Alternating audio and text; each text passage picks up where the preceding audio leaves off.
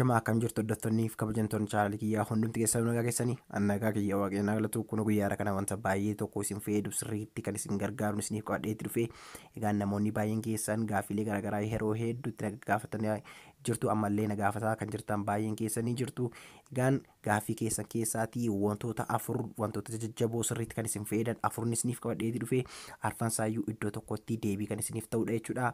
Egaan akkuma agartan egaa bilbila ennaan iskiriinii riikardii isiniif godhu yookiin immoo barumsa ennaan isiniif dabarsu akkamitti akka viidiyoo waraabee isiniif gadhiisu namoonni baay'een keessan koomentii na gaafatanii jirtu. Sanaaf deebiin ta'a kana qofaa miti jechuudha. Sagalee bakka garaagaraadhaan namni ennaa isiniif bilbilu daayirektii qulqullinaan waraabuudhaa fi karaa itti dandeessanii ammallee kana qofaa miti wantoota afuridha kan isinitti agarsiisu viidiyoo namni osoo nurratti hin beekin jechuudha. Namni tokko waraabaa jiraachuu keenyaaf dhiisuu keenya osoo nurratti hin beekin waraabuutii karaa itti dandeenyu karaa salphaa tokko isinitti agarsiisa. Egaan wantoota baay'eedha jechuudha. Sagalee jechuudha sagalee keenya ennaa haasofnu wantoota garaagaraa waraabuutii barbaannu kanallee waraabuutii qulqullinaan jechuudha. Sagalooti garaagaraa waraabuudhaaf yoo barbaanne karaa itti dandeenyu isinitti agarsiisa jechuudha.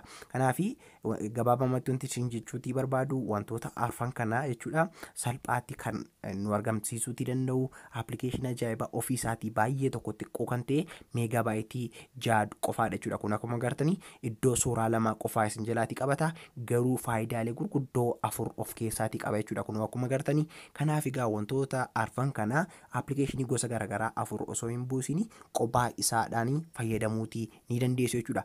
Baay'ee tokko kan isin gargaarudha jechuudha. Appilikeeshiniin kun anaanillee yeroo hedduudhaaf na gargaareetti jira baay'ee tokko itti fayyadamee hin jira jechuudha.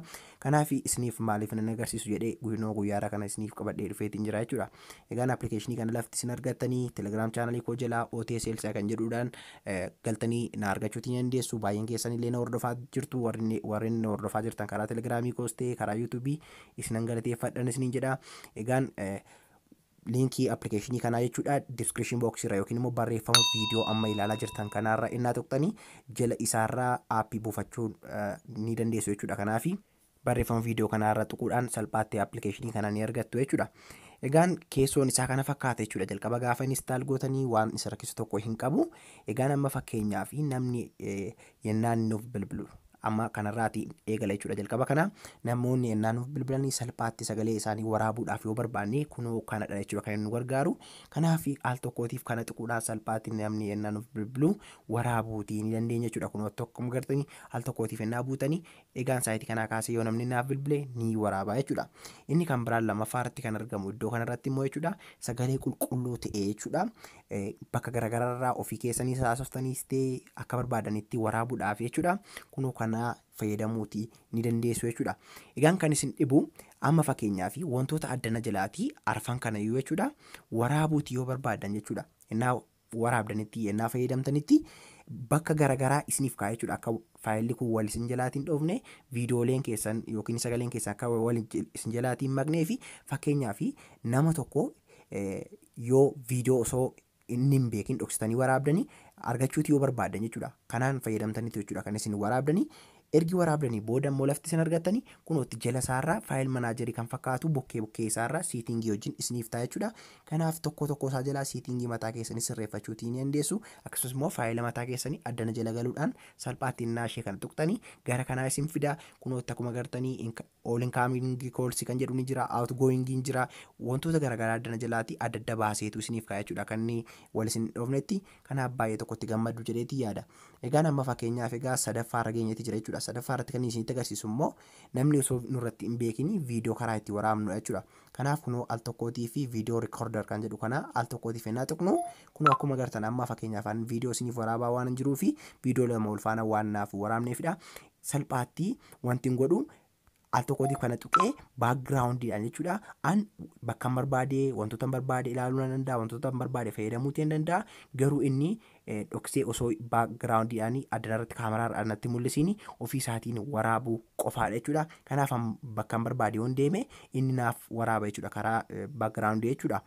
Isa naa waraabe kana immoo lafin argadhu kunootti faayil manaajeriin jala isaa jira jechuudha. Egaan siitingii keessa seenuudhaan jechuudha. Bukkee isaarra siitingiin ni jirti. Kunootti baak kaameraa fi front kaameraan jira waan ta'eef isin kaameraa lafa jedhu kanarra dhufuudhaan salphaatti yoo barbaadan ofitti galagalchitanii waraabuu ni dandeessu, yoo barbaadan immoo ofirraa galagalchuutii ni dandeessu jechuudha.